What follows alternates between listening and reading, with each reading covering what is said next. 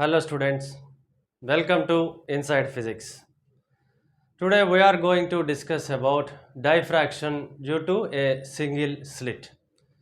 See, diffraction is a pattern where the light is changing its direction from its normal rectilinear path whenever it is encountered with an obstacle in its journey. So here we use Fraunhofer diffraction to understand the diffraction pattern when the light is passing through a slit. What is Fraunhofer diffraction? When we use two lenses L1 and L2, these two lenses are used to make the light from a monochromatic source enter as a parallel beam through this slit. So whenever the light is entering, the slit is like an obstacle and the light passing through the slit undergoes diffraction, that means bending of the light whenever it is encountered with an obstacle. Suppose this is an obstacle for light. So whenever it is entering, try to pass through this obstacle. So it will be bending towards its at the near the edges of the obstacle. Why? Because the wave structure of the light is considered as a wave front in Huygens wave theory. The wave front coming through the source of light will be having a pressure at the ending of the obstacle, at corners of the obstacle. So it will be having some pressure towards the obstacle corner side, and it may bend like this. So in this way, the light considered as a wave front as per Huygens wave theory will undergo some pressure at the edges of the obstacle and diffraction pattern occurs. So we can have this diffraction pattern by having a slit. Slit is a passage of light with some distance, like the total distance is d. We have divided this slit into d by 2 and d by 2. So the total distance, the aperture of the slit is d. So what is diffraction means? If an obstacle is in front of the light, we can expect the image as the object image, and we always imagine an image of this object on the screen as if the shadow of the object is exactly in accordance with the object. If you consider the light incidenting on this object, and we can expect the shadow of this object on the screen. Suppose we are observing the shadow on the screen, we think that the shadow will be exactly in accordance with the object, but what is actually happening is, because of the diffraction of light, the light is making some interference pattern into the shadow. That means it will be bending like this, and the bent rays undergoing diffraction are actually interfering constructively and destructively. They are making a intensity and high intensity and low intensity pattern, and you can see literally in the image shadow the interference pattern, which is dark and bright fringes forming into the shadow. They are coming into the shadow. So this is the diffraction pattern generally we are observed in so many cases. So the diffraction pattern is a natural phenomenon of light like interference. So in this case, we study the diffraction due to a single slit. So this is the slit. AB is the slit with aperture distance D, and this is the monochromatic source of light which is put at the focus of this lens L1. So in Fraunhofer diffraction especially, we use the lenses L1 and L2. So this lens will make the light rays passing through this lens, and it makes the light rays parallelly entering into the slit. And when it is entering into the slit, so we have divided this slit into two parts, distance d by 2 and distance d by 2. So every point when the light rays coming like a wave front, they parallel plane wave front. Whenever it is passed through a convex lens, see the source is put at focus, the rays are coming parallel, so we can consider according to Huygens wave theory these rays as parallel plane wavefront rays.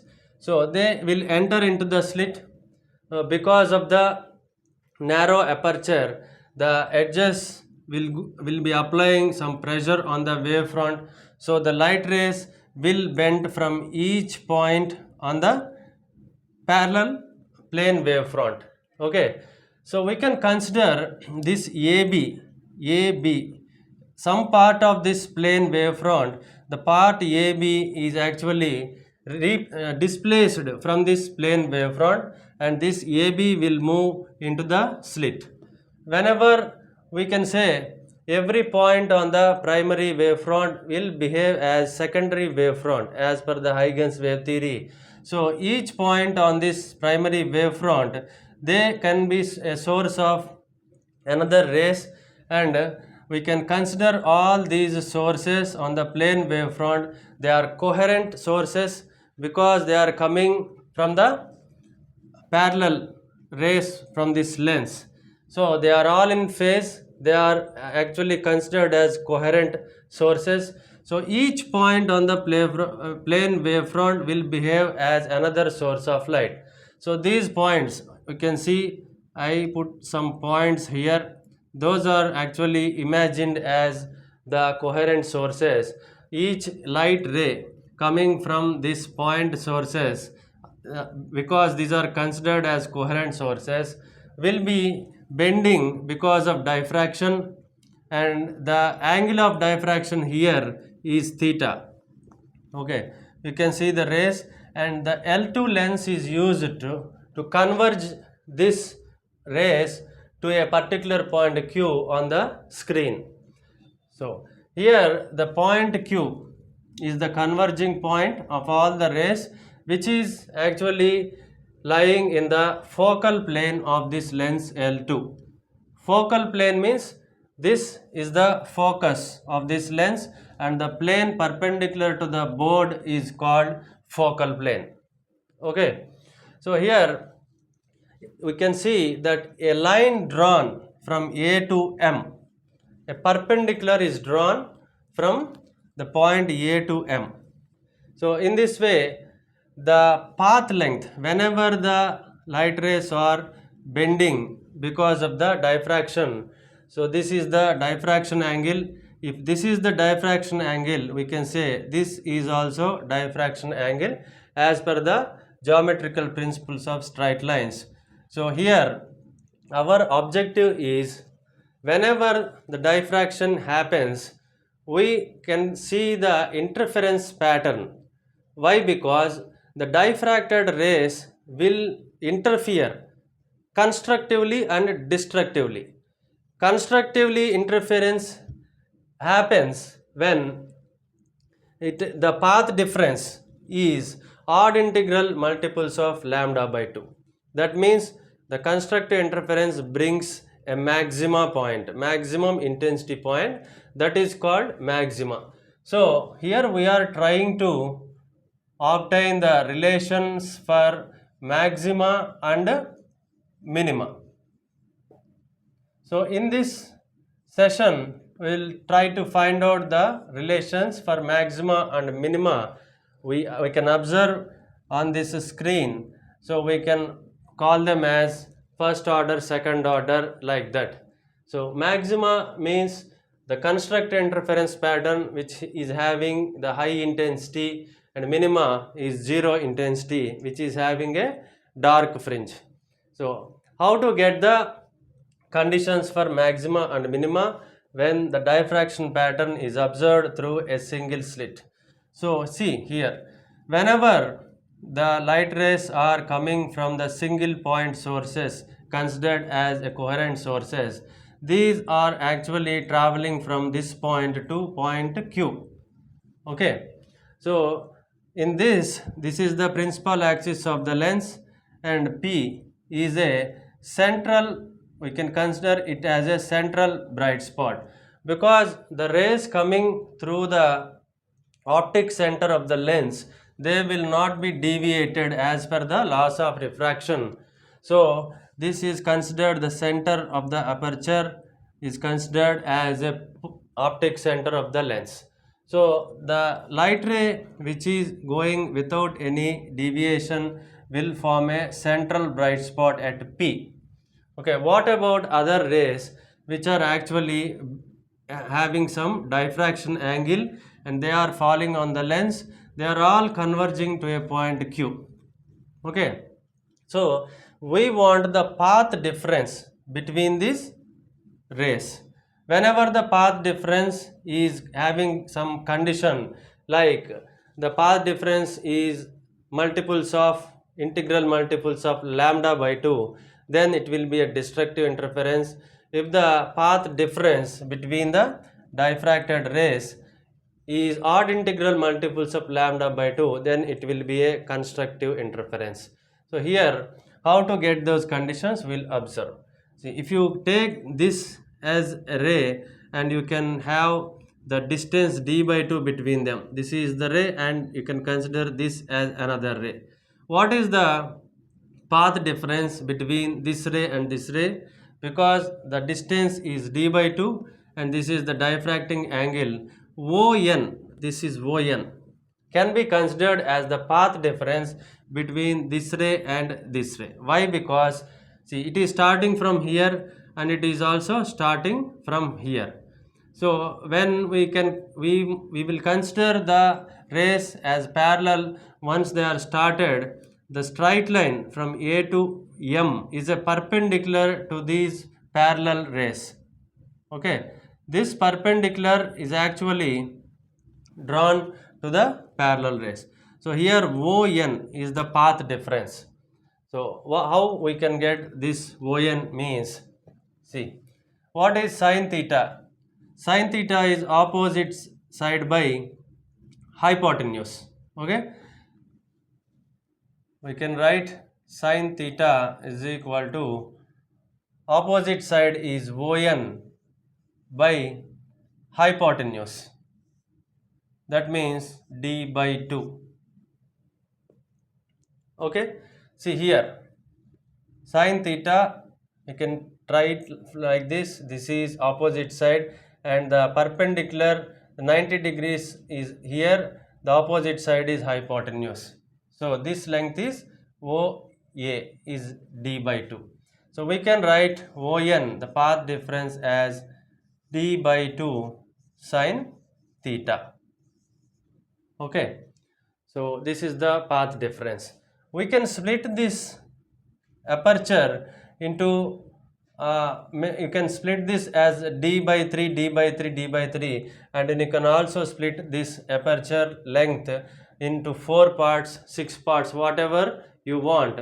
And there is a point, if you consider a point here, there will be another point in the other side. If you consider AO as one side and OB as another side, if you take a point source here at this, in this OA part, and there will be a corresponding point in OB in which the distance between them is d by 2.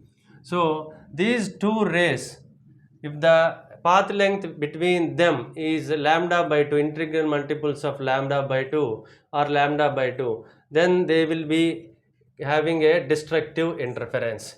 So in this way you can divide this aperture into 2, 4, 6 parts. So we can also have the diffraction in this same way. Okay, so here the path difference ON will come as d sine theta, d by 2 sine theta, and condition for minima is equal to condition for minima. So here ON is equal to d by 2 sine theta is equal to lambda by 2. Okay, lambda by 2. So here Sin theta will be 1 by 2, 1 by 2 gets cancelled. This will be lambda by d. Okay. So whenever the diffraction angle of this sin theta is equal to lambda by d, then see the constructive or destructive interference pattern will always depends on the diffracting angle only. Depending on the angle, the path difference changes. So if the path difference changes, there may be a constructive or destructive interferences. So the diffraction angle is the key here. Depending on that angle, we can see the dark or bright fringes. Here if Q is a dark fringe, suppose we assume it is a dark spot, there will be a corresponding dark spot here at assume as Q dash. Okay, so this is considered in this way. There will be a central bright spot and there will be a dark spot, bright and dark, bright and dark. So this is a central bright spot. This is called zero order maxima, and the next bright spot will be first order maxima, and that will first or second order, like that. So here if you consider the minima, after bright spot you will get a dark spot, that will be a first order minima. So here we can say this equation can be written as, okay, m lambda by d, where m is equal to integers like 1, 2, 3, 4. Okay, so in this way, if lambda by d is the first order minima, if you put 2 here and 2, 3 like that, so 2 lambda by d and 3 lambda by d, like that, we will be having second order minima, third order minima, like that. Okay, so from this equation we can write as this also, d sin theta is equal to m lambda. Sin theta is equal to m lambda, d sin theta is equal to m lambda. So this is the condition for minima. So whenever the wavelength is integral multiples of the wavelength, here we will consider it as the condition for minima in single slit. So we will see what is the condition for maxima.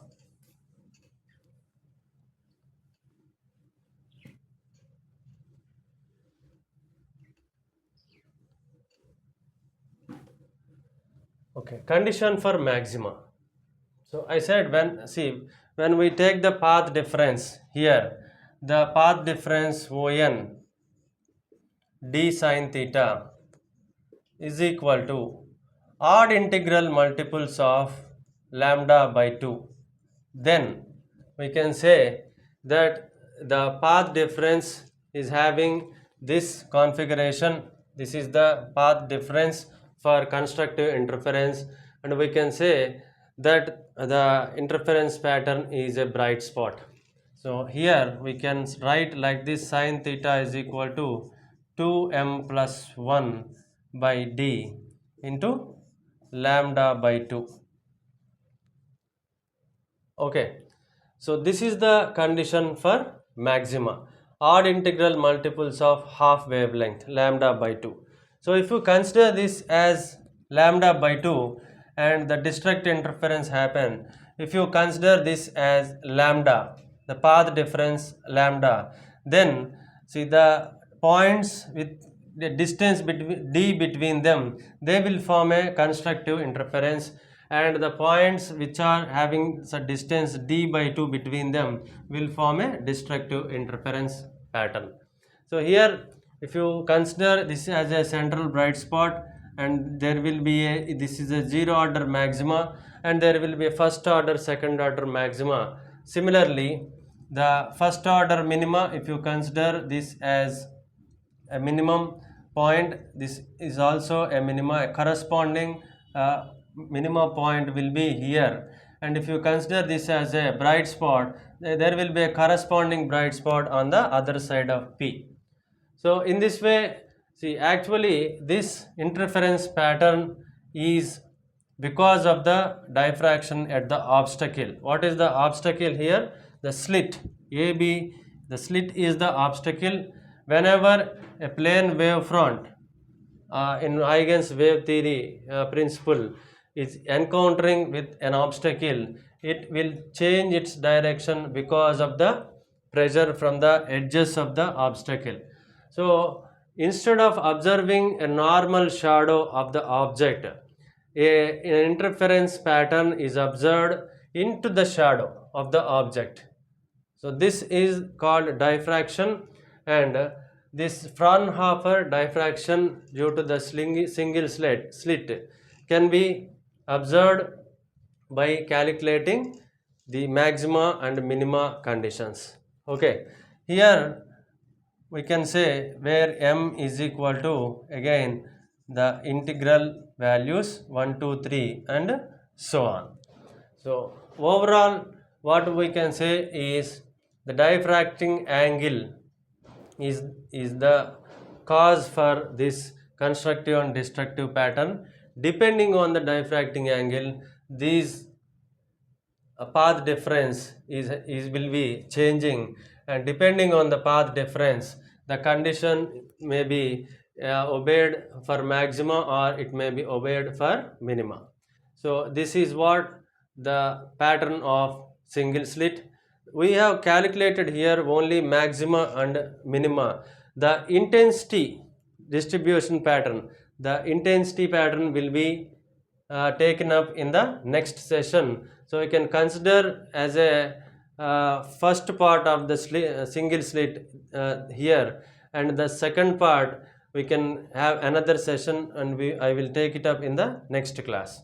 Okay, thank you.